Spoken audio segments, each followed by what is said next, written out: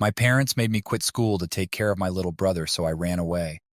Now my mom is stalking me and threatening to kidnap me after failing to drag me back home. I'm 15 years old and supposed to start my junior year in high school soon. I have a little brother, let's call him Timmy, who's 3 years old. Both my parents work full-time jobs in the business district. I was a planned baby, but Timmy wasn't. My parents even considered giving him up for adoption, but couldn't go through with it. They don't know I'm aware of this. When my mom ended her maternity leave 2 weeks early, a schedule was set for who would watch Timmy. Mom leaves for work at 4:30 a.m., waking me up in the process. I watch Timmy until I leave for school at 7 a.m., and by then, my dad is up to take over. I get home from school at 3:45 p.m., and my dad leaves for work at 4 p.m. sharp. I watch Timmy until my mom gets home at 6 p.m. For the first year, this was our routine, and I managed fine.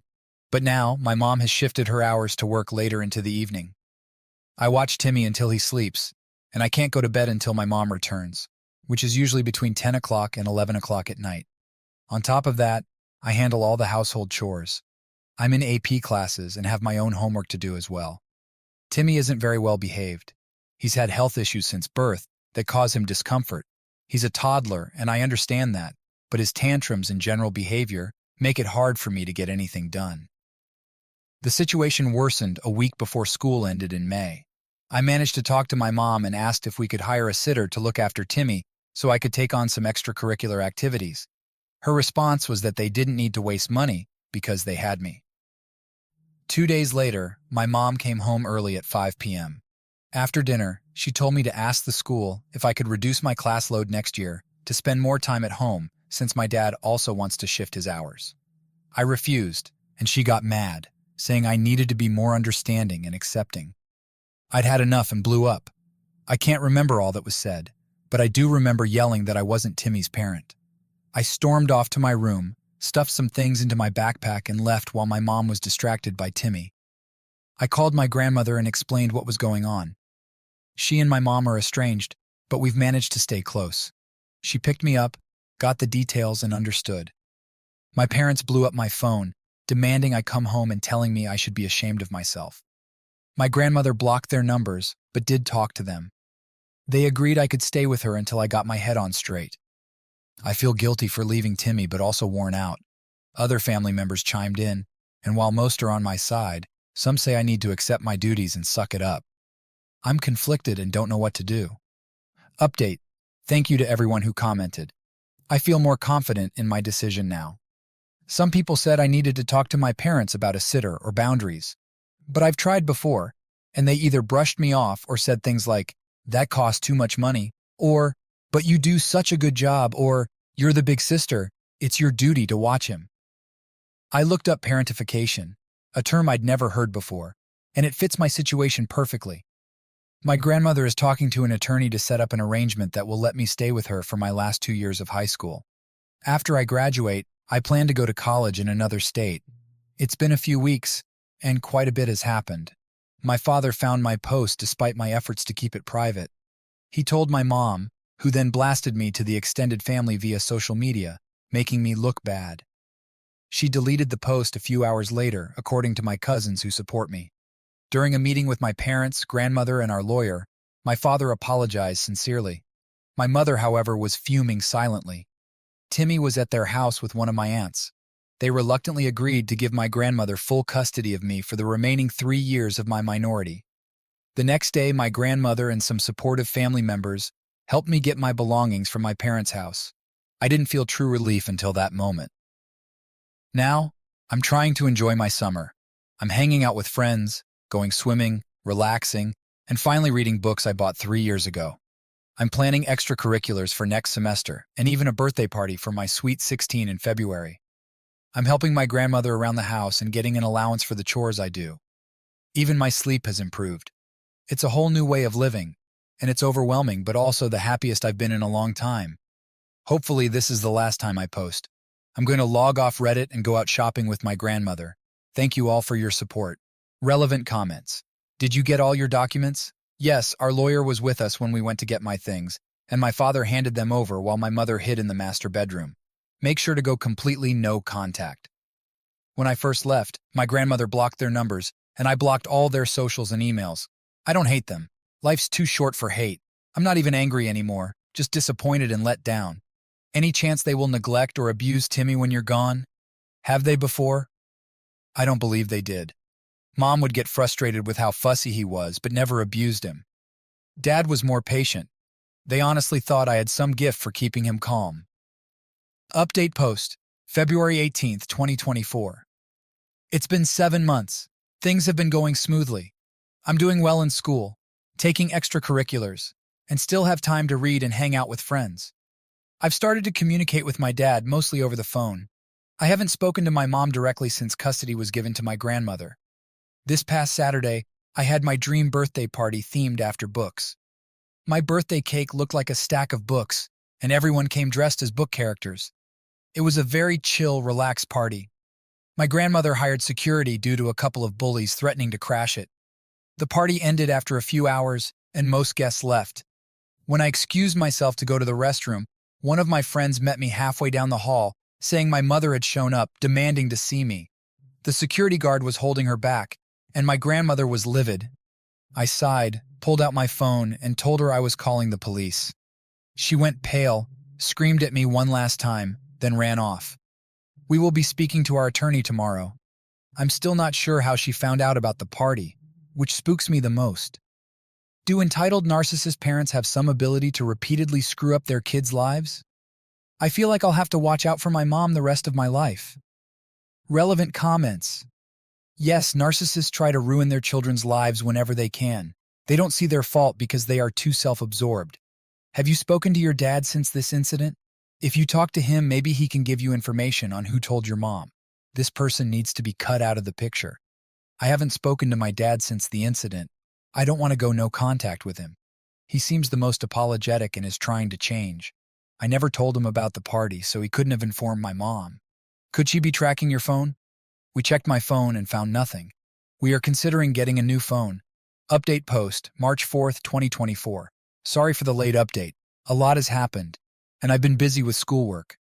I talked to my dad, and he was horrified by what happened. He promised to get to the bottom of it. We spoke to our lawyer, and he agreed to file a no-contact order against my mom. My grandmother contacted my school to ensure my mom is not permitted on campus or allowed any information about me.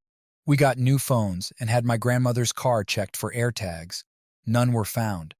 5 days later, my dad called back. He pressured my mom, and she finally admitted she bumped into another parent at a store.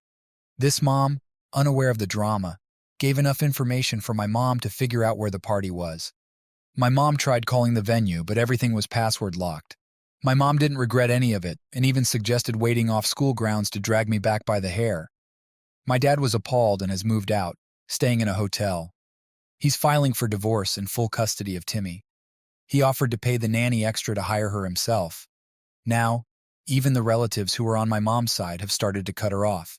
She insists she did nothing wrong and blames me for being ungrateful. There's hope for my dad and Timmy. I think we can have a better relationship in the future, as long as my mom stays out of the picture. Time will tell. Story 2. Family and friends ruined my marriage by making me paranoid about my wife cheating. After the divorce, I confronted them, and they admitted to trying to steal her away. I've been divorced for almost 2 years. A few weeks ago, my father, my 2 brothers, and 4 friends, all very drunk, joked about how they couldn't believe I left my wife. They said they all tried to get with her since the divorce, but she repeatedly rejected them, saying it would be inappropriate and unkind. I laughed to ease them into saying more, and once they thought I found it funny, they opened up. They had all purposely made me feel paranoid about my ex-wife cheating on me and using me. They hinted at it, sometimes directly saying she wore the pants in the relationship and was only with me for the money. They constantly planted negative things into my mind. If I went to them about something in my relationship, they twisted it negatively or gave bad advice. When I lost my job during COVID, they hinted she was definitely cheating now that there was no financial benefit in being faithful to me. I trusted them and took their words to heart, which ruined my marriage. I frequently argued with my wife, always accusing her of something or suspecting she didn't love me. I told her awful things like how I was a high-value man and that she needed to appreciate me. When I wasn't working for 6 months, I accused her of not respecting me for not working. I was unappreciative of all her hard work and accused her of cheating with her coworkers. Eventually, my wife had enough of my moods, mistrust, and accusations. She left me, and for a long time I convinced myself she left for another man. Now, I know my family and friends conspired to ruin my marriage. We got into a physical fight once they confessed, and I cut off all contact with them. I want to reach out to my ex-wife to make amends and hopefully get her back. She agreed to meet up, but she doesn't know what I want to discuss. I don't know how to go about making amends and mending our relationship. How do I tell her I regret everything and want a second chance? Is there even a chance for us? Edit. Some of you keep saying, you took the words of your friends over your wife's. And I don't think that's fair. I trusted my father and brothers, who were the main driving force behind this manipulation. It's not often that your entire family conspires against you. I'm not running away from accepting the fact that it's wholly my fault my marriage ended. I take ownership of that.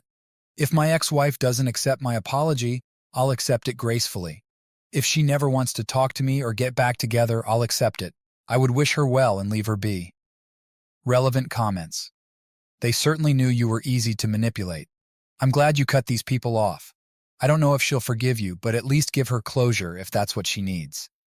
As much as it hurts to read this and see myself this way, it's true. I trusted these men, especially my father and brothers. I never thought my own family would plot to ruin my marriage. I won't get in the way of her unburdening herself. I can only hope she finds a way to forgive me and possibly try to get back together. But I'm not holding my breath. I would respect her wishes, even if she never forgives me. Are you telling me your dad and brothers also tried to get with your wife? I'm shocked they are still alive after a confession like that. Blood was absolutely spilled. We fought, and I got beaten up because it was 7 against 1, but I did damage. An ambulance and police were called, but none of us pressed charges. I'm still raging and heartbroken. Update March 4th, 2024. On Sunday, I met up with my ex-wife. I apologized profusely, and she was kind and understanding, but said she couldn't and wouldn't forgive me. She said it's not in her nature to forgive and holds no grudges or anger against me. She advised me to cut out my father, who sets the tone for my treatment by the rest of my family.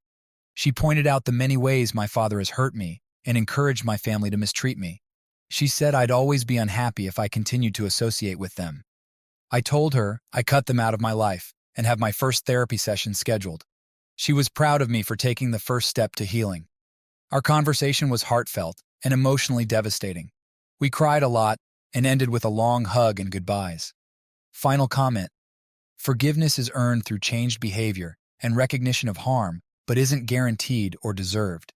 Some things shouldn't be forgiven, and that doesn't mean it eats away at the person. My ex-wife simply can't and won't forgive me, and that's perfectly fine. After everything that has happened, I'm trying to move forward with my life. It's not easy, but I'm determined to find a path that leads to healing and happiness. My relationships with my family and friends are strained, and I have had to make some tough decisions about who to keep in my life. My father's betrayal hit the hardest. I always looked up to him, trusted him, and believed he had my best interests at heart. Discovering that he played a significant role in ruining my marriage was devastating. Cutting him out of my life was a painful but necessary step. My brothers and friends who conspired with him are also no longer part of my life. I'm focusing on building a new support system. I've started therapy, which has been incredibly helpful in processing my feelings and understanding the dynamics of the relationships that have hurt me. My therapist is helping me work through the guilt, anger, and sadness that I feel. I've reconnected with some old friends who were not involved in the conspiracy. They have been supportive and understanding, providing a safe space for me to talk about my experiences.